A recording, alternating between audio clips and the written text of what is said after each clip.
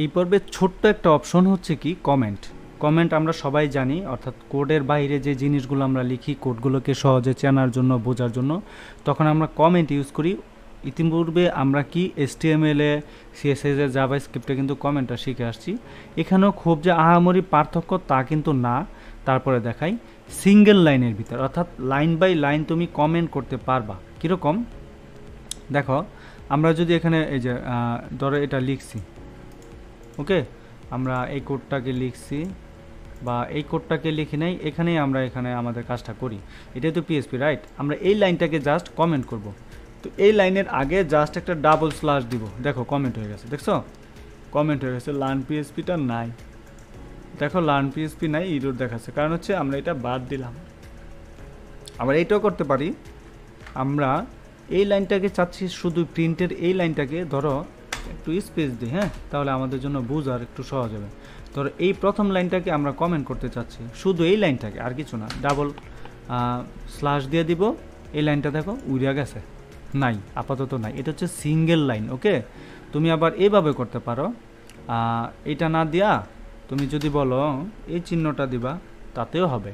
But আমরা এই চিহ্নটা কম দেই, কারণ এই চিহ্নটা করতে হইলে বা দিতে হইলে আমাদের শিফটে দইরা এই চিহ্নটা তুলতে হয়, হ্যাশটা। আর ডাবল স্ল্যাশ মানে কোনো কিছু ক্লিক করতে হয় না বা চাপতে হয় না, সরাসরি এটা দিলেই হয়ে যায়। এই জন্য আমরা সবচেয়ে বেশি ইউজ করি, কিন্তু ওইটাও ইউজ করতে পারবা, ব্যাপার না, হ্যাঁ। তো পরবর্তীতে দেখো মাল্টিপল লাইন, অর্থাৎ একাধিক, তুমি চাচ্ছ এরকম দুইটা লাইনকে কমেন্ট করতে, দুইটা লাইন বা তিনটা লাইন বা 100 লাইন এরকম। তো এর জন্য এই চিহ্নটা দিয়ে আমরা এই চিহ্নটা দিব। দেখো কি দিলাম, আমরা স্ল্যাশ দিয়ে স্টার চিহ্ন দিলাম, তাহলে কি নিচে যতগুলো আছে সব হয়ে গেল। আমরা নিচের সব চাচ্ছি না।